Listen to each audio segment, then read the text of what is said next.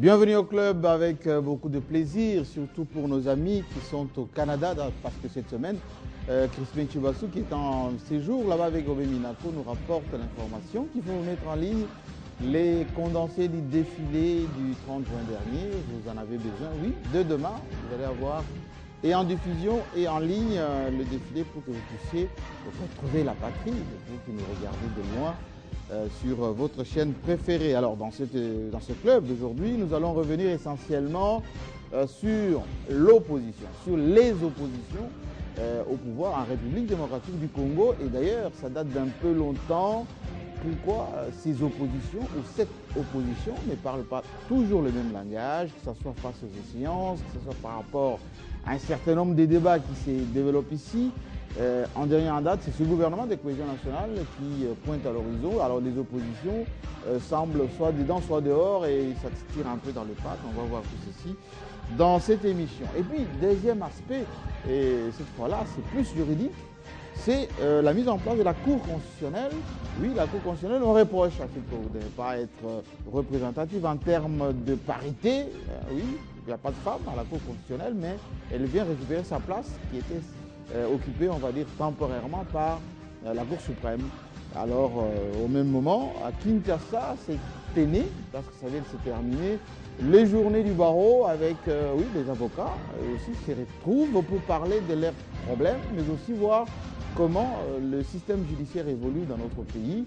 On a pu croiser quelques présidents de barreaux de Paris, de Bruxelles, invités ici à Kinshasa pour distiller de la matière et témoigner, pourquoi pas. Alors on va voir, est-ce que entre la Cour constitutionnelle et les avocats, est-ce que le mariage sera de raison? Parce que quand il y aura bientôt des échéances électorales, oui, il y aura beaucoup d'avocats qui vont pouvoir plaider pour leurs candidats perdants, comme ça a été le cas.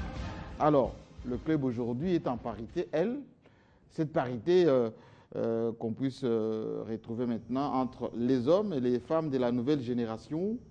Daniel Safou, enfin, il est lui de la nouvelle génération, Daniel Safou. Hein? Mais même s'il veut renouveler, réformer l'ancienne génération, et des politiciens et de la presse aussi, non? Non, le mental. Hein? Le mental seulement. La révolution mentale. De toutes et de tous. De tous et de tous. Mais parce que l'UNPC est en congrès. Nous serons là. Aussi, on souhaite que ça se passe plutôt bien. Et puis, à côté de Daniel Safou, Barbara Nzimbi, qui est journaliste à Congo Web TV, et en face d'elle, mademoiselle Christiane Vwangu, qui est elle journaliste Antenne 2, Vwanga, exactement, Vwanga, de la deuxième chaîne nationale. Et enfin, le juriste, oui, on parlera de beaucoup de juridisme aujourd'hui.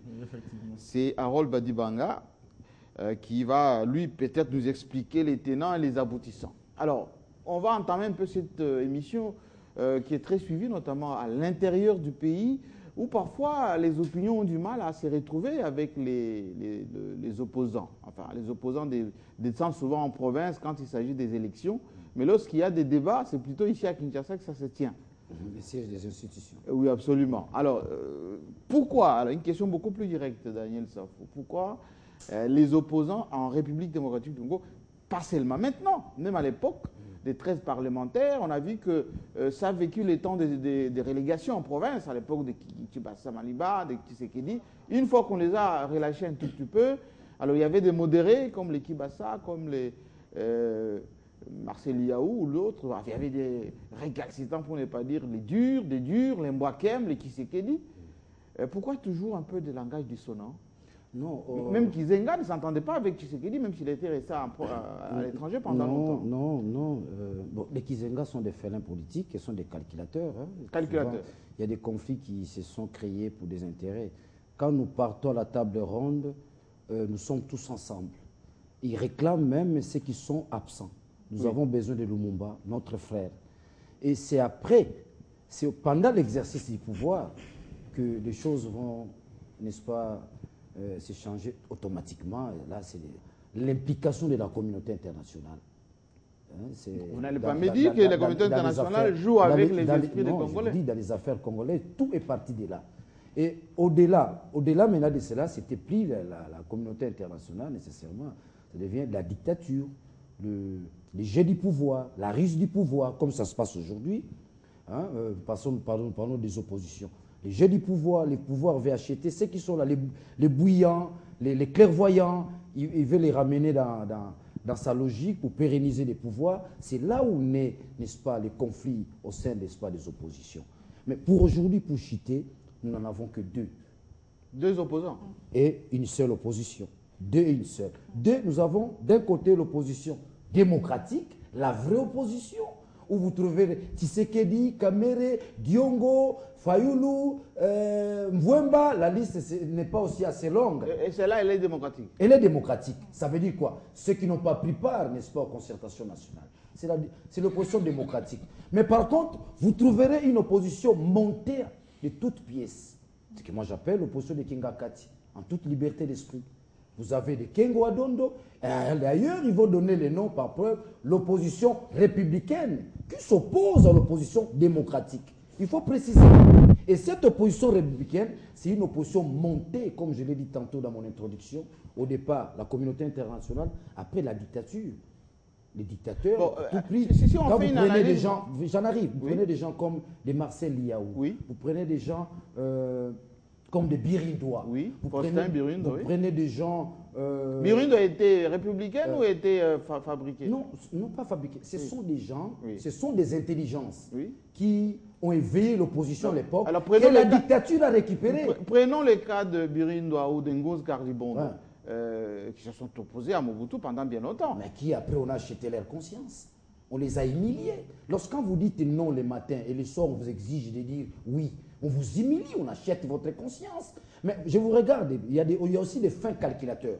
Prenons le cas de Kengo Adon. Oui. Quand il constate la chute du régime de Mobutu s'approche, il passe les camps, il est à Lissoral, un bon caméléon.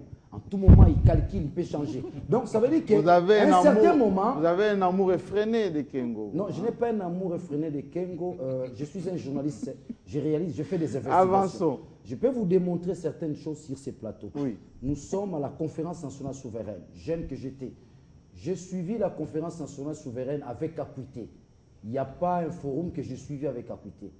Dans cette conférence, vous avez un homme comme Aya Inkoum, il démontre mot sur mot, noir sur blanc, que Kengo Adonde est ni Congolais de père, ni Congolais de mère. Et ses enfants ont la nationalité Mais belge. ça n'a rien à voir. Ça. Non, quelqu'un qui a été Premier c'est ministre. dangereux pour quelqu'un qui Ah, gère non, au sommet de non, l'État. je vous Lorsqu'on demande de rester. démonte de telles Non, non, histoires non, non. devant Vous ne pouvez l'histoire, pas, vous ne pouvez pas. nous avons tout intérêt de veiller Non, non, la vous ne proximité pouvez en pas. tant que journaliste. Et là, je vous retire la Nous parole. sommes des historiens du temps Attendez, présent. Attendez, non, ça vous êtes des mélanges de genres. Non, non. D'ailleurs, quelqu'un qui est d'abord non seulement président d'une institution, mais qui a présidé aux destinées de ce pays dans plusieurs gouvernements, procureur général de la République. Comment? Vous ne pouvez pas. Ah non, non, non. Dans les mal. Il faut que Dans les vous mal et puissiez de la aller dans négation. vos livres. Dans les mal et dans la négation. Ah non, non, non. L'histoire est témoin, M. Jacques. Vous n'allez pas me contredire. Lui-même, d'ailleurs, a reconnu. Il faut que la parole Lui-même a reconnu avoir détourné la République. Non. Parce qu'il a retourné $1 million à la République. Je vous donne l'information. Non, non. C'est- Vous risquez Je d'avoir des ne vais pas soucis. aller plus loin. Vous Le risquez d'avoir cabinet des Maître Kwebe Kimpele. Non. Nous avons des preuves. Nous ne racontons pas Non, n'importe non. quoi. Vous risquez On d'avoir est des journaliste, on est conséquent de ce que je suis en train de dire. Attention, nous avons un avocat en face. Hein. La seule personne qui a reconnu avoir détourné la République, c'est Ken Guadoum. Parce qu'il a renvoyé à la République $1 million. Nous parlons. Allez regarder les archives du Monsieur. cabinet de Maître Kwebe Kimpele. Monsieur, d'abord, c'est pas Kwebe Kimpele, c'est le journaliste. Non, il y a aussi Kwebe Kimpele et l'avocat. Bon, il Bien, non, faut que la parole tourne, mais ce n'est pas une analyse sur l'itinéraire Kengo. Non, c'est Barbara Nzimbi. une information. Oui, mais C'est une il faut information. bien documenter vos sources. Je suis documenté pour ce monsieur-là. Barbara Nzimbi. En ce qui concerne les oppositions dans ce pays, qui est la République démocratique du Congo, on voit que Daniel Safou, on l'aime bien, il surfe sur le sentimental pour atterrir toujours C'est l'objectivité. sur Kingakati. Mais on va dire, tout fait compris, est-ce qu'on peut dire que c'est une opposition qui s'est construite, comme dans beaucoup de pays? Vous prenez le Sénégal, quelqu'un comme Abdoulaye Wade, il est resté quand même constant, même s'il a été dans quelques gouvernements, mais il est resté constant opposant au Parti socialiste. Mais pourquoi au Congo, il y a une espèce de dilution des opposants dans les systèmes de pouvoir? Ben, c'est là justement. Et ils ne se s'entendent pas lorsqu'il y a termine mot d'ordre, par exemple. par l'objectif de chacun. C'est-à-dire aujourd'hui, on connaît les oppositions événementielles, de création en plateforme on voit des plateformes presque tous les jours. Plateforme. Finalement, de plateformes. Hier, on avait souvent le Congo. Aujourd'hui, on a des bouts congolais. Et tout chaque événement crée une plateforme. C'est-à-dire, chacun a son objectif. On a une opposition sérieuse que moi je connais, mais je ne préfère pas dire aujourd'hui. Quand même des opposants qui sont vraiment opposants, mais on a une autre opposition qui est là en train d'attendre quelque chose de Joseph Kabila. Et cette chose qui va presque, bon, on ne sait pas si ça va arriver finalement, mais au regard de tout ça, 9 mois après, Joseph Kabila qui nous parle encore de précipitation, on sent que ça ne va pas arriver finalement. Et ça ne va pas arriver. C'est votre point de vue. C'est mon point de vue. Ils ont senti que ça ne va pas arriver et il y a eu éclatement tout de suite Donc, au il y a sein une- de l'opposition une espèce d'impatience, républicaine. à votre avis. Voilà. Il y a eu éclatement au sein de l'opposition républicaine, c'est-à-dire Léon Kengwa-Dondo qui va là-bas privilégier son beau-frère, M. Franck, mais aussi M. Bongongo, il va le mettre sur la liste des personnes qui seront vice-premier ministre. Et ses Lissanga anciens amis de Bonganga, l'UDI. à son tour, choqué et tout. Eh bien, c'est ça le désordre, justement, Mais qu'il y a dans est-ce qu'on l'opposition peut aujourd'hui. sortir d'une plateforme alors que les listes ne sont pas officielles?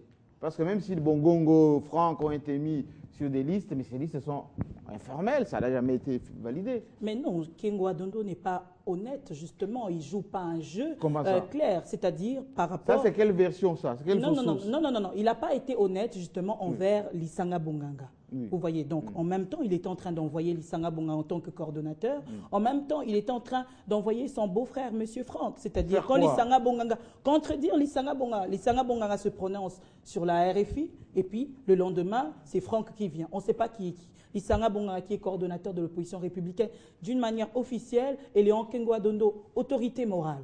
Vous voyez un peu? Mais lorsque Bongongo, vous allez prendre la parole. Lorsque Bongongo, enfin professeur, dit ce qu'il dit, l'Islanga Bonganga de fait, enfin, ça n'a pas d'effet du tout, c'est ni de nos avenues. Est-ce que c'est une question des prédominances, des prérogatives ou de paroles de l'autorité morale qui prédomine par rapport au point de vue des militants, enfin, Non, des membres de la plateforme? c'est plutôt une question de boulangerie. Boulangerie. Oui, oui. Comment ça, une question de boulangerie? On croirait écouter la situation ivoirienne, là, Non, non, avec c'est- Laurent Gbagbo. Oui, effectivement, Oui. Ken Dondo, c'est le prototype de Laurent Gbagbo. Comment sur le ça? plan. Il est boulanger Je- aussi? je ne veux, non, il est hyper boulanger. Je ne veux pas... C'est-à-dire amoral. Non, Non, c'est non. pas les termes. C'est pas les termes. Ça Utilisez des termes ça conventionnels. t'engage. Moi, je dis Utilisez que des termes conventionnels. Je dis que c'est un- Merci. c'est un boulanger, dans la mesure où, lorsque l'on prend d'abord la classe politique congolaise in globo, on se rend compte que nous n'avons pas de politiciens, mais nous avons plutôt des ventriotes. Donc, quelqu'un qui vient dans la politique, pas parce qu'il a un idéal à défendre, pas parce qu'une fois au pouvoir, il peut amener un plus qui lui appartient, qui vienne de sa matière grise, mais parce qu'il veut se taper une Jeep en étant ministre. Il veut se taper une parcelle à ma campagne en étant ministre. Et la conséquence, c'est que quand on n'a pas d'idéal à défendre, on devient une girouette. Une girouette. Tu peux venir à gauche, je vais te donner ceci, je cours. Et tu peux venir plutôt au centre. Donc, en ayant une minute, je peux faire le mouvement de 4-5 points. Et la conséquence, c'est que nous vivons aujourd'hui au sein de... Je n'allais pas parler de l'opposition, je ne parle plus de l'opposition, mais je parle de l'oppositionnisme. Nous vivons une situation très dégueulasse qui fait même la honte de la République ailleurs, alors que nous, on est en train de défendre l'image de la République face à ceux qui pensent qu'au Congo, on n'a pas de personnes capables de faire quelque chose. Je vais éventrer le BOA par rapport, primo, à Lissanga Bonganga, Zekundo à Kengwa Dondo, avant de revenir à l'historicité.